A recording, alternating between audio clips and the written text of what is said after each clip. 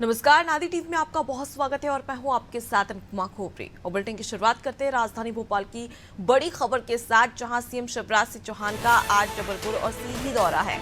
आदिवासी और महिला सम्मेलन में शामिल होंगे, साथ ही आवासीय भू अधिकार पत्र का भी वितरण करने वाले हैं। तो आज बेहद ही खास दिन, जहां सीएम शिवराज सिंह चौहान 2 जिलों के दौरे पर रहेंगे, जबलपुर और सीधी के दौरे पर रहेंगे, जहां पर माना जा रहा है कि कई सारे कार्यक्रम भी होने जा रहे हैं, जिसमें मुख्यमंत्री शिवराज सिंह चौहान शामिल होंगे। साथ ही आवासीय और महिला सम्मेलन, आदिवासी और महिला सम्मेलन भी होने वाला है, जिसमें भी शिरकत मुख्यमंत्री शिवराज सिंह चौहान करते नजर आएंगे। आपको बता दें कि आवासीय भू अधिकार पत्र का वितरण भी इस दौरान किया जाएगा। तो सीएम शिवराज सिंह चौहान के द्वारा जैसे जैसे चुनाव करीब आ रहा है, हर जिले के दौरे पर और वहां पर सौगातों की झड़ी लगाते मुख्यमंत्री शिवराज सिंह चौहान नजर आते हैं। और इसी के मद्देनजर एक ये भी खास दौरा माना जा रहा है, क्योंकि ये भी कहा जा रहा है कि 1 से 1.5 हफ्ते के अंदर ही आचार संहिता लग सकती है। ऐसे में बीजेपी की पूरी तैयारी है कि किस प्रकार से जो मध्य प्रदेश की जनता है उसे अपनी ओर आकर्षित किया जा सके। और साथ ही सीएम शिवराज सिंह चौहान यहां पर आदिवासी महिला सम्मेलन में शामिल होंगे, महिलाओं को साथते नजर आएंगे लाडली बहना योजना के तहत, और साथ ही आदिवासियों को भी साधने की कोशिश यहां पर सीएम शिवराज सिंह चौहान के द्वारा की जाएगी। लेकिन उससे बड़ी बात यह है कि लगातार केंद्रीय नेतृत्व भी मध्य प्रदेश आ रहा है, जहां पर बीजेपी को जीत दिलाने के लिए हर वो कवायद यहां पर की जा रही है। और इसी के चलते सीएम शिवराज सिंह चौहान के द्वारा कई बड़ी घोषणाएं भी की जा रही है।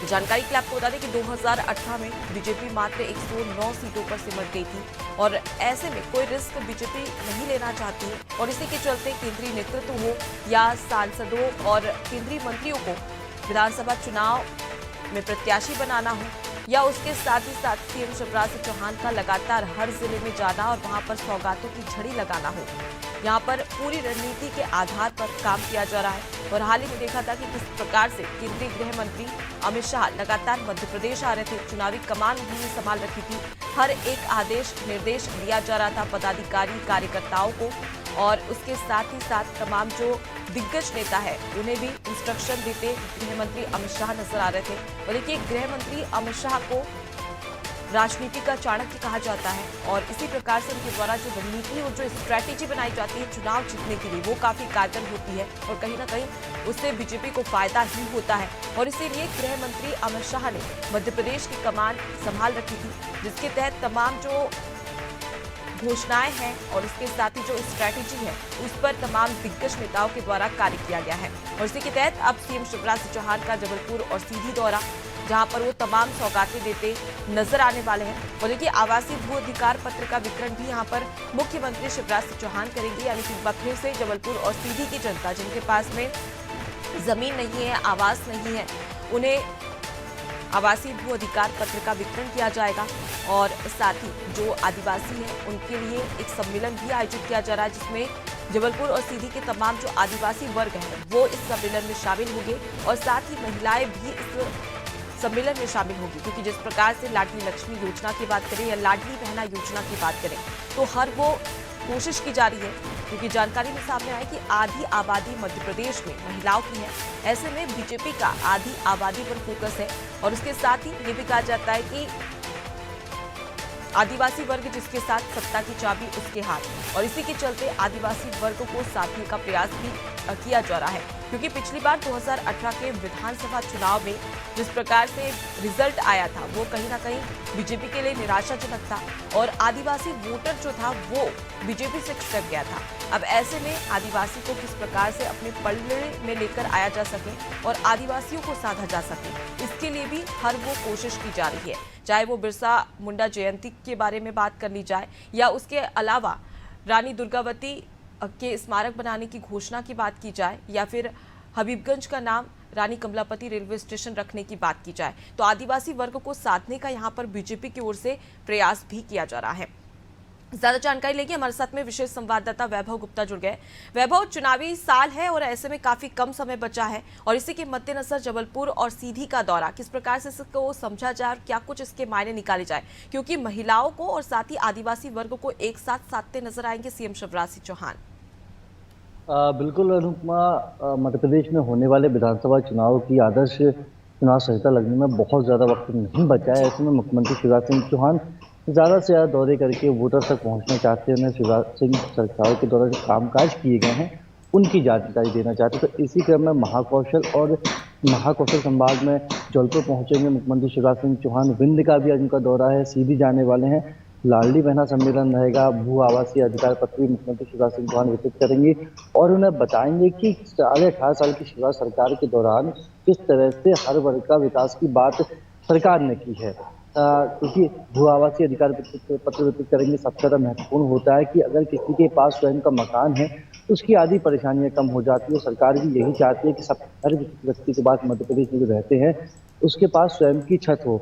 और जिस तरह से हमने देखा कि लाडली बहना सम्मेलन आयोजित किया जाएगा, मध्य प्रदेश में 1,31,00,000 लाडली बहनें हैं जिन्हें हर महीने इस वक्त 1250 रुपए मिल रहे हैं। इस महीने भी 1250 रुपए की राशि जो 3 तारीख को जारी की गई थी। तो मुख्यमंत्री शिवराज सिंह चौहान उन बहनों को बताएंगे किस तरह से मध्य प्रदेश की सरकार महिला सशक्तिकरण की दिशा में आगे बढ़ रही है, उन्हें आर्थिक रूप से मजबूत कर रही है, सामाजिक रूप से भी उनकी छवि को सुधारने की कोशिश कर रही है। तो आज मुख्यमंत्री शिवराज सिंह जौलपुर में जाएंगे, विंध्य का भी उनका दौरा रहेगा और इन दोनों दौरों के माध्यम से वोटर्स तक आदि आबादी मतलब महिलाओं से भी संवाद करेंगे, आदिवासी वर्ग से भी मुख्यमंत्री शिवराज सिंह चौहान संवाद करके उनको बताते हुए नजर आएंगे कि अगर सरकार आती है तो आदिवासी और महिला वर्ग के विकास के लिए आगे उनके दिमाग में क्या है।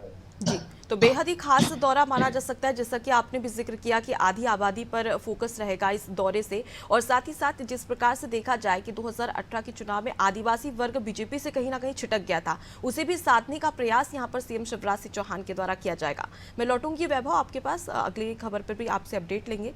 तो देखिए, सीएम शिवराज सिंह चौहान का जबलपुर और सीधी दौरा है, जहां पर आदिवासी और महिला सम्मेलन होने जा रहा है, जिसमें शिरकत करते नजर आएंगे। और ऐसे में प्रशासन की ओर से पुख्ता इंतजाम भी किए गए हैं सुरक्षा को लेकर, और साथ ही साथ सीएम शिवराज सिंह चौहान के स्वागत को लेकर भी तमाम तैयारियां की जा रही हैं। तो बेहद ही खास और अहम दौरा, क्योंकि चुनावी साल है और काफी कम समय बचा है और माना जा रहा है कि जल्द ही आचार संहिता भी लग सकती है। राजधानी भोपाल से एक और बड़ी खबर आप तक पहुंचा रहे हैं, जहां पर बैठक बुलाई गई है।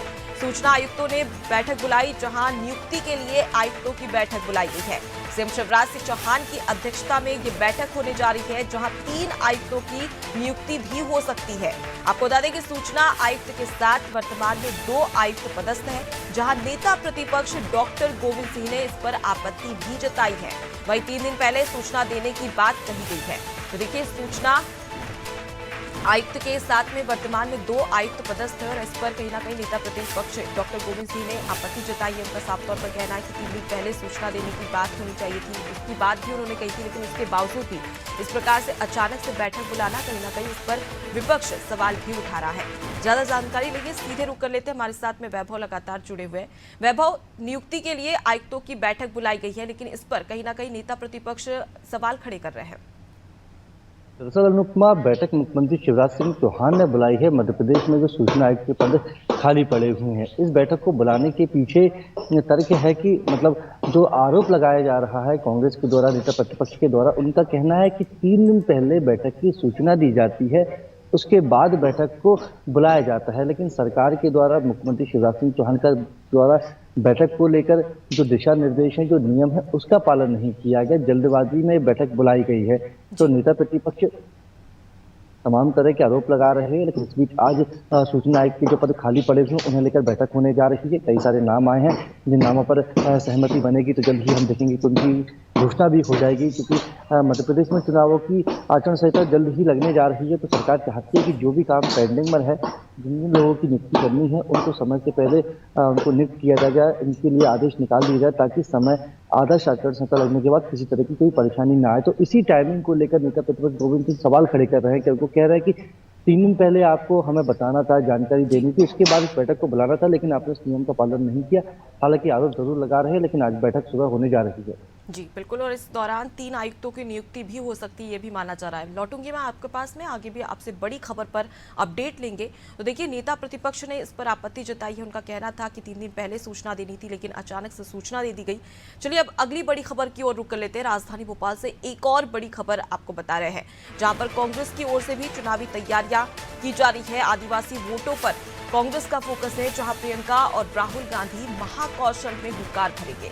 कल राहुल गांधी शहडोल के ब्योहारी आएंगे, तो वहीं राहुल ब्योहारी में जनसभा को संबोधित भी करने वाले हैं। वहीं कांग्रेस महासचिव प्रियंका गांधी का मंडला दौरा रहेगा, जहां मंडला जिले में प्रियंका गांधी की जनसभा होगी। तो बेहद ही खास दौरा। एक और जहां राहुल गांधी ब्योहारी की जनता को साधते नजर आएंगे, तो वहीं पर प्रियंका गांधी, जो कि कांग्रेस की राष्ट्रीय महासचिव है, वो मंडला दौरे पर रहेगी। और इस दौरान माना जा रहा है कि कई बड़े वादे यहां पर किए जा सकते हैं मध्य प्रदेश की जनता से। सीधे रुक करेंगे, हमारे साथ में लगातार वैभव जुड़े हुए हैं। वैभव, मध्य प्रदेश में कहा जाता है कि आदिवासी वर्ग जिसके साथ, सत्ता की चाबी उसके हाथ, और इसी के चलते जिस प्रकार से 2018 का जो रिजल्ट सामने आया था और बीजेपी को कहीं ना कहीं डर सता रहा था, अब वही जिस प्रकार से तैयारी यहाँ पर बीजेपी के नेताओं के द्वारा, दिग्गज नेताओं के द्वारा की जा रही है, अब कहीं ना कहीं कांग्रेस में भी डर का माहौल बना है कि जो आदिवासी वर्ग ने, जिसने 2018 में उनका साथ दिया था, वो कहीं इस बार छिटक ना जाए बीजेपी की तैयारी से। बिल्कुल, कांग्रेस चाहती है कि 2018 में कांग्रेस ने जैसा प्रदर्शन किया था अनुपमा, उससे बेहतर प्रदर्शन करे और सरकार अगर बनती है तो वो स्पष्ट बहुमत की सरकार बने। वहीं बीजेपी का भी यही प्रयास है कि 2018 के चुनाव में जो कमी रह गई थी 100 के पार, हालांकि बीजेपी सीटें लेके आई थी, उसका वोट प्रतिशत भी बढ़ा था, लेकिन सीटों की संख्या बहुमत के आंकड़े को पार नहीं कर पाई थी। बीजेपी की यही कोशिश है कि इस बार मध्य प्रदेश में अगर उनकी सरकार बनती है तो स्पष्ट बहुमत की सरकार बने, और यही प्रयास कांग्रेस का भी है। तो इस प्रयासों में दोनों ही आगे बढ़ रहे हैं। जहां मुख्यमंत्री शिवराज सिंह चौहान आज जौलपुर और सीधी जाने वाले हैं, तो वहीं कांग्रेस की हम बात करें, कांग्रेस की ओर से प्रियंका गांधी, राहुल गांधी ने मध्य प्रदेश चुनाव का मोर्चा संभाल लिया है, लगातार दौरे कर रहे हैं। तो मुख्यमंत्री तो जो राहुल गांधी है वो ब्योहारी आने जा रहे हैं। वहीं हम प्रियंका गांधी की बात करें तो प्रियंका गांधी का भी मंडला दौरा रहेगा। ये दोनों दौरे बेहद महत्वपूर्ण रहेंगे, इसके लिए तैयारियां पूरी कर ली गई हैं। और चूंकि आदिवासी वोट बैंक पर इस वक्त कांग्रेस की निगाहें ज्यादा है, तो कांग्रेस चाहती है कि आदिवासी वोट बैंक उनके पाले में रहे, उनसे छिटके नहीं। वहीं बीजेपी भी यही चाहती है कि आदिवासियों से जो नाराजगी 2018 के समय भारतीय जनता पार्टी की रह गई थी, वो नाराजगी को वो दूर करके आदिवासी वोट बैंक को अपने साथ मिला लें। जी वैभव, लेकिन अगर हम बात करें महाकौशल की, तो महाकौशल का जो राजनीतिक समीकरण अगर समझा जाए तो वो किस प्रकार से समझा जा सकता है? क्या लगता है इस बार की जो महाकौशल की जनता है, उनके क्या विचार है? फिलहाल ये आपका जो सवाल है, इसका जवाब तो चुनाव परिणाम ही दे सकते हैं। फिलहाल तो चुनावी तैयारियां की जा रही हैं।